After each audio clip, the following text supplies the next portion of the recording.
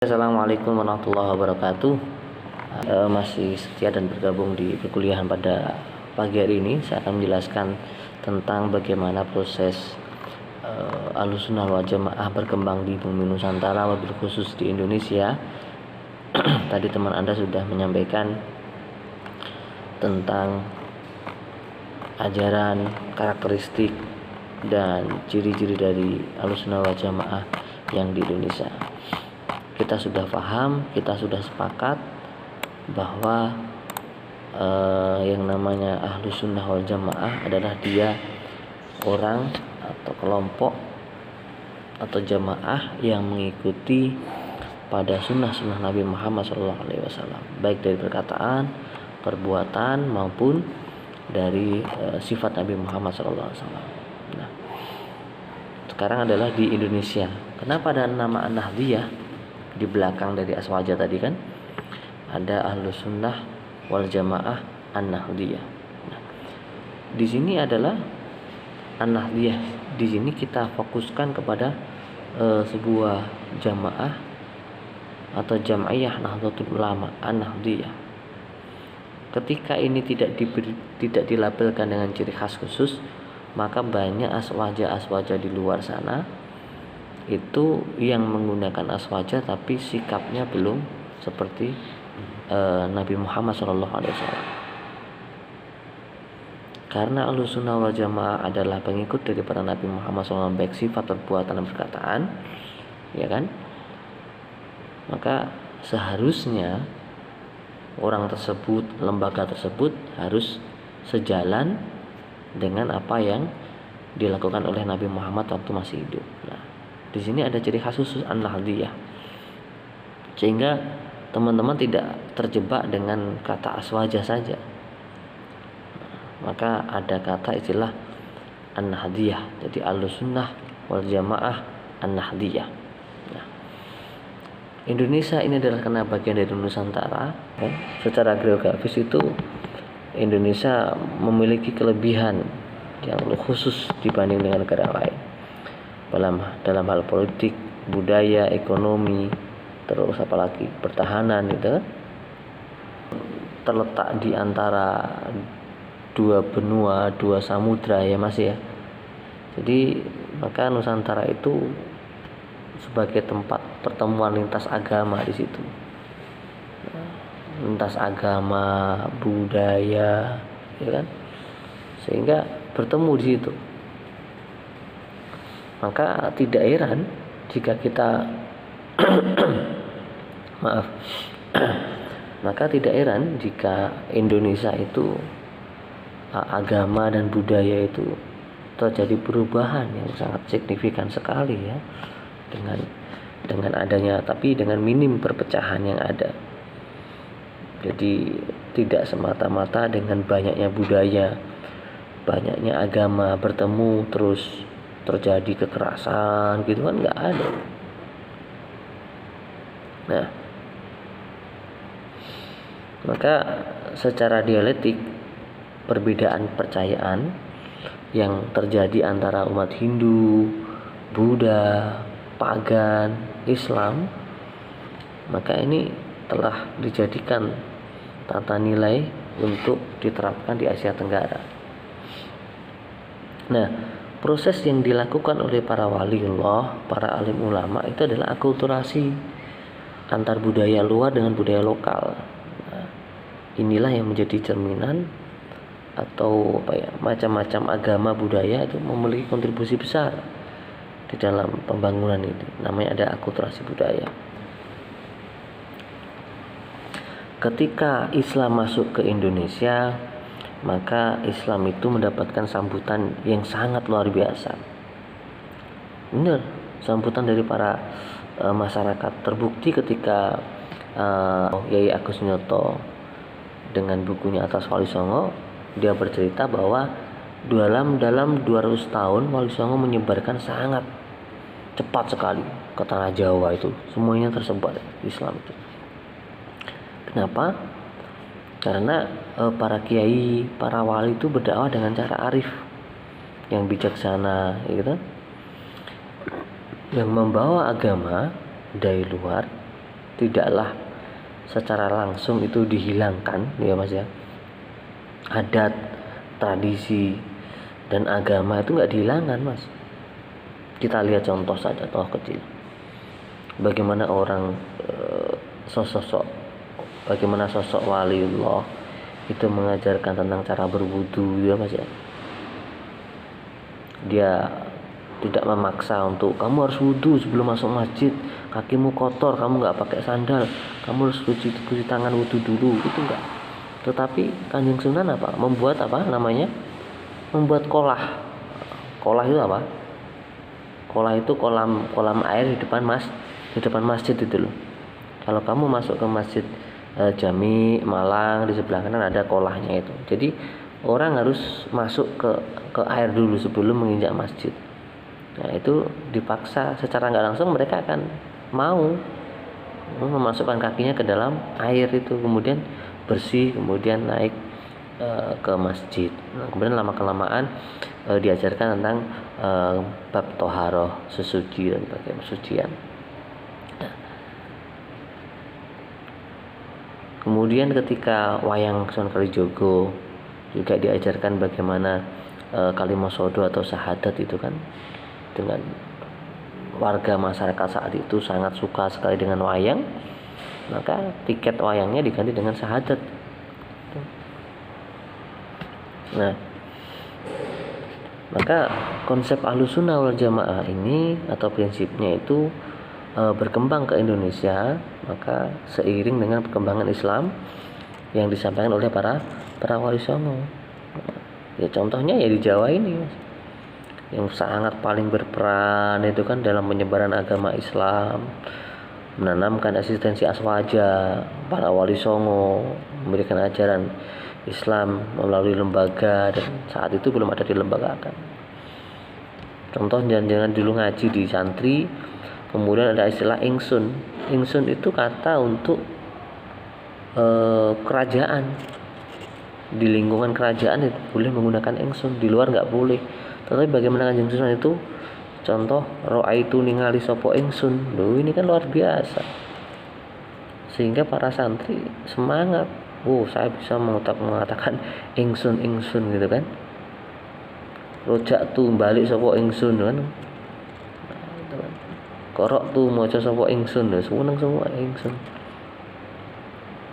Nah, maka dengan ciri khas yang khusus, dengan berkembangnya waktu, pada tahun 1926 dijadikanlah sebuah lembaga satu-satu Indonesia yang formal, ya kan, yang normatif sebagai paham keagamaan yang dianut, yaitu Nahdlatul Ulama, Jamaiyah Nahdlatul Ulama. Nah, berdasarkan kitab Qanun Asasi yang ditulis oleh Kiai Haji Hasyim Asy'ari ya, pendiri Nahdlatul Ulama, maka merancang konsep aswaja itu ada dua hal yang perlu Anda catat, ini dua pokok. Apa itu? Risalah Ahlussunnah wal Jamaah yang berisi tentang kategori sunnah dan bid'ah, ya, kategori sunnah dan bid'ah dan penyebaran di Pulau Jawa. Apa itu? Maka sebuah kewajiban bagi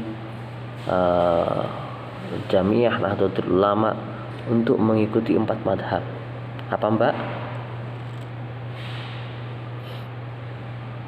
Imam Malik, Imam Hanafi, Imam Hambali, dan Imam Syafi'i. Maka ketika seseorang menggunakan bermadhab, maka akan membuat itu lebih mudah ya, untuk disatukan kebenarannya, juga lebih mudah untuk diarahkannya, gitu kan. Nah, seperti halnya dilakukan oleh para salafun soleh. Siapa itu? Para generasi terdahulu yang soleh itu.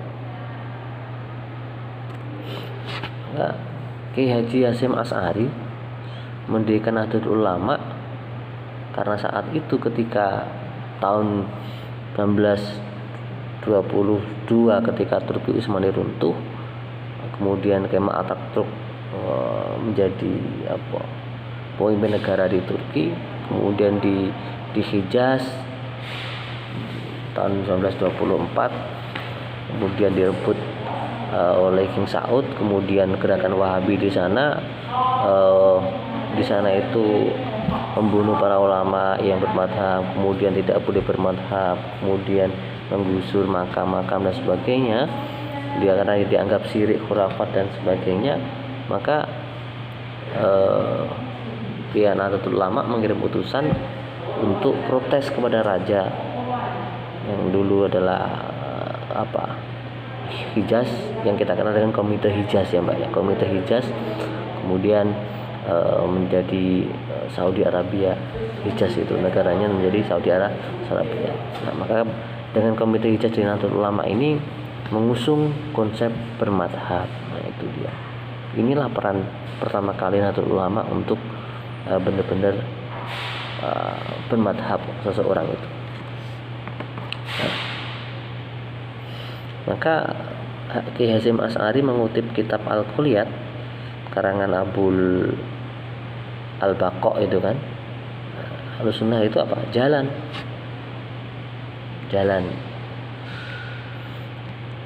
Secara syara ya sunnah. Maka sebuah jalan yang dilalui oleh Rasulullah Sallallahu Alaihi Wasallam dan para sahabatnya. Dan ini banyak disukai.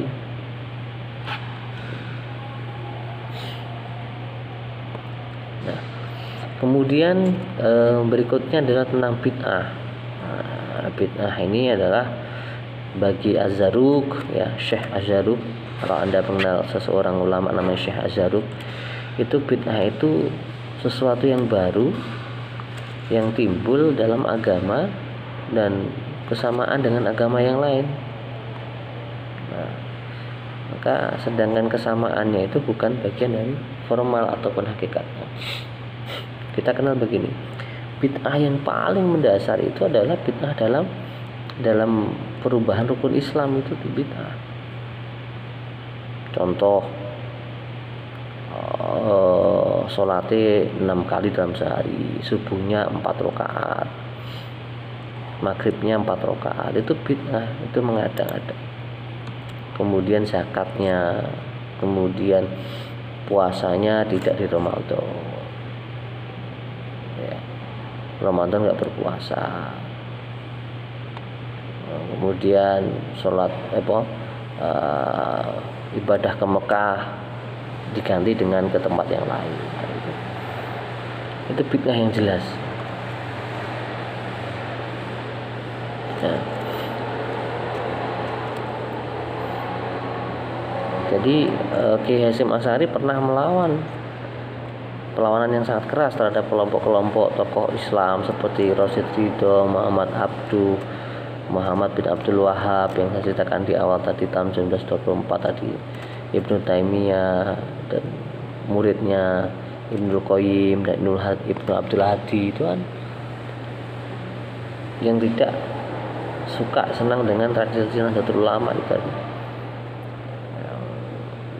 Seperti hanya mereka yang saya sebutkan tadi, tokoh-tokoh tadi bersepakat menghukumi haram untuk datang ke ziarah ke makam Nabi Muhammad SAW. Nah, ya. Padahal kita paham di hadis itu kan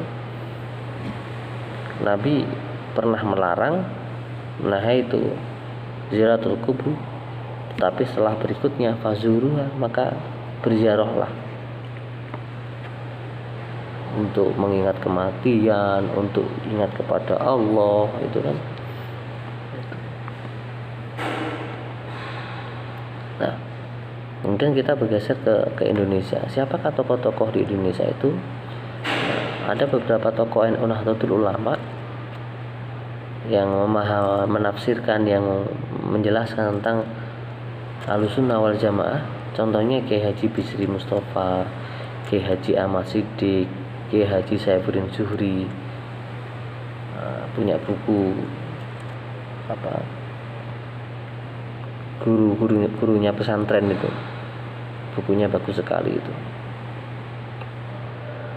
kemudian Kiai Haji Dawam Anwar, kemudian Kiai Haji Said Akil Siraj, ya, Kiai Haji Sa'al Mahfud, Kiai Haji Wahid Zaini, Kiai Haji Mukhid Muzadi, ya kan? Kiai Haji Tulha Hasan yang mendirikan Unisma. Ulama-ulama yang saya bacakan ini memiliki dua arti dalam pandangan Ahlussunnah wal Jamaah. Apa itu? Bahwa paham ini sudah ada sejak masa Nabi, ya kan? Yaitu kelompok salaf. Itu mengikuti amal yang mengikuti perilaku yang diamalkan oleh Nabi Muhammad dan para sahabatnya. Yang kedua, paham Ahlussunnah wal Jamaah ini muncul pasca teologi Asy'ari dan siapa Mbak? Dan Maturidi. Nah, sehingga rumusan 4 madhab yang saya bacakan tadi, cara fikih Maliki, Hanafi, Hambali, Syafi'i, dalam bidang tasawuf Junaidi, Al-Qadari dan Imam Al-Ghazali gitu kan. Maka sahabat Nabi juga pernah Nabi pernah bersabda, Nabi berfirman, Nabi bersabda di dalam hadisnya, sahabatku itu seperti bintang loh.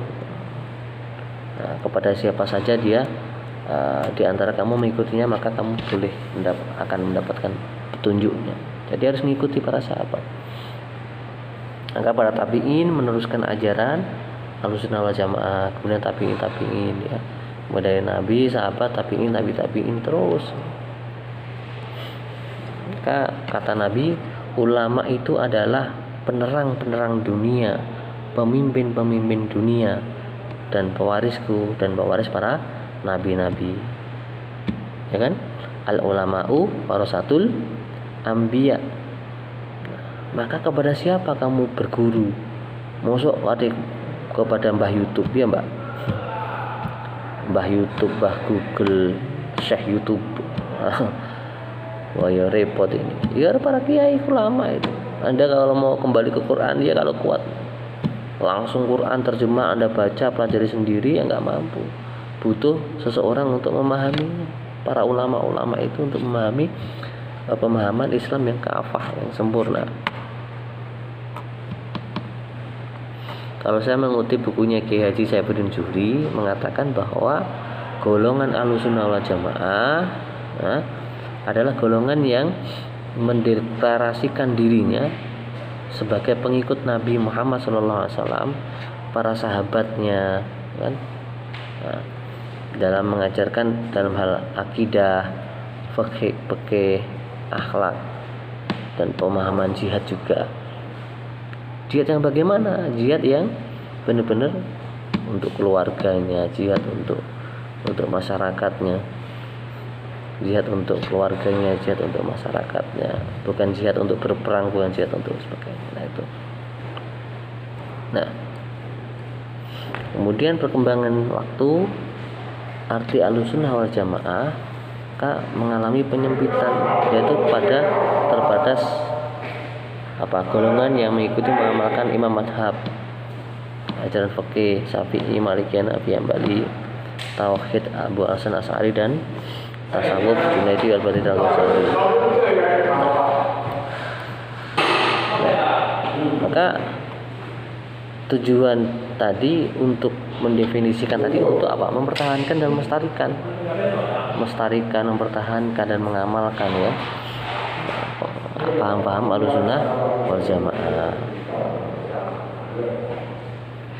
Bukan bermaksud NU itu menyalahkan madhab-madhab yang lain, tapi NU memiliki pendirian dengan mengikuti madhab yang jelas, metode dan produknya, kan? Warga NU terjamin kehidupannya terarah yang lurus kan gitu. Maka ketika tahun 2016 dijajnya, seluruh ulama-ulama dunia berkumpul bersepakat bahwa tadi akidahnya ngikutin siapa? Akidahnya ngikutin siapa? Ngikutin Asy'ari dan Maturidiyah. Wujud kita mbakok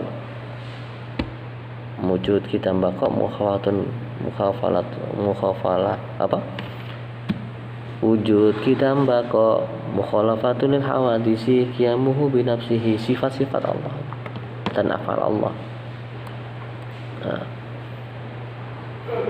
maka sejak berdirinya Nahdlatul Ulama, maka sudah memposisikan sebagai jam'iyah yang berakidah Ahlussunnah wal Jamaah. Nah, ini harus kita pahami dan harus kita yakinkan pada itu. Nah, berikutnya adalah yang karakteristik Nahdlatul Ulama.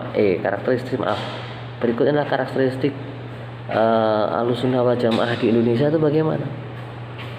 Maka setiap organisasi, kelompok atau paham, aliran itu harus memiliki ciri khas khusus untuk membedakan yang lain. Nah, begitu pula dengan Aswaja yang bersandar kepada Rasulullah SAW, para sahabat, para tabi'in, ya, ini memiliki karakter yang tidak sama dengan paham-paham lain. Apa tadi yang dikatakan Makalah tadi? Punya 4 karakter Ahlussunnah wal Jamaah itu. Tawasud, seimbang,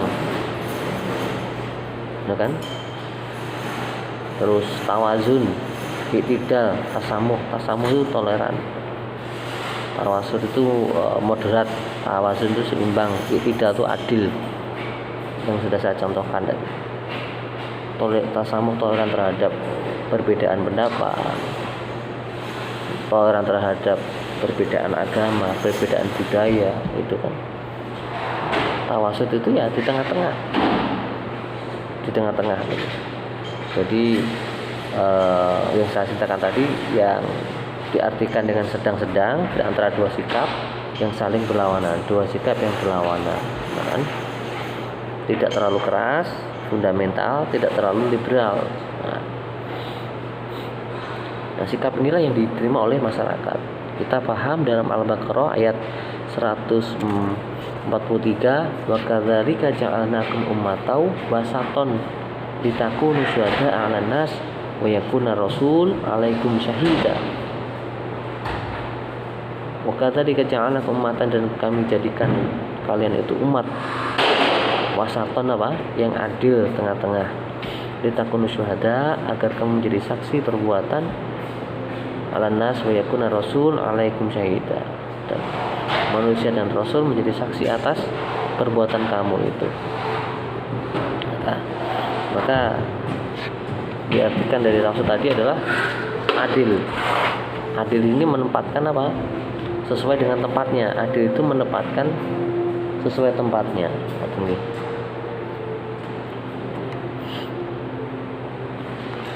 Berikutnya ada yang lain juga, wala tajhar bi sholatika wala tukhaffit biha wabtaghi baina dzalika sabila. Apa itu? Dan jangan mengeraskan suaramu dalam sholatmu, dan jangan pula merendahkan, dan carilah jalan tengah di antara keduanya. Enggak boleh banter-banter, enggak ala wiri-wirihan. Nah, ini adalah tengah. Yang lain, dari yang lain apa, Pak? Tengah, Pak. Wa khairul a'mali awsatuha wa dinillahi bainal qausi wal ghadi. Itu kan? Sebaik-baik amal adalah yang pertengahan, dan agama Allah itu di antara yang beku dan yang mendidih. Ya. Maka sama dengan kita semua, kita suka yang tengah-tengah juga kan. Yang tengah-tengah tuh enak pokoknya. Nah, kemudian tawazun itu tidak menghendaki kebebasan yang melampaui batas atau liberalisme. Jadi yang mana mengagungkan kebebasan ideologi dan bahkan membenarkan semua agama dan semua Tuhan, itu tidak seperti itu. Yang dikehendaki tawazun itu adalah sikap di tengah-tengah di antara keduanya. Nah, tawazun itu sikap menyeimbangkan dua aspek hubungan, hablum minallah, hubungan manusia dengan Tuhan, hubungan manusia dengan manusia yang lain. Nah, itu. Kemudian adil dalam bersikap sesuai dengan proporsinya masing-masing. Tasamuh itu toleran yang saya ceritakan tadi, ya kan, saling menghormati satu sama lain. Nah, jadi itu beberapa catatan penting tentang sejarah Aswaja di Indonesia dan karakteristik Aswaja yang ada di Indonesia.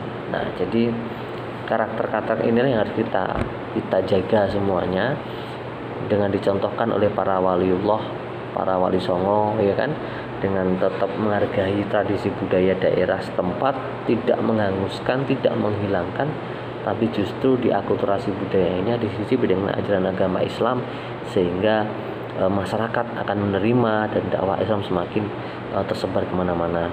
Demikian itu dari saya. Mari kita akhiri perkuliahan pada pagi hari ini dengan bacaan hamdalah bersama-sama. Alhamdulillahirabbil alamin. Terima kasih telah hadir dan mendengarkan pada kuliah pada pagi hari ini. Mari kita tutup dengan bacaan mari kita tutup dengan doa kafaratul majlis. Subhanaka wa bihamdik asyhadu an la ilaha illa anta astaghfiruka wa atubu ilaik. Wallahul muwaffiq ila aqwamit thoriq. Wassalamualaikum warahmatullahi wabarakatuh.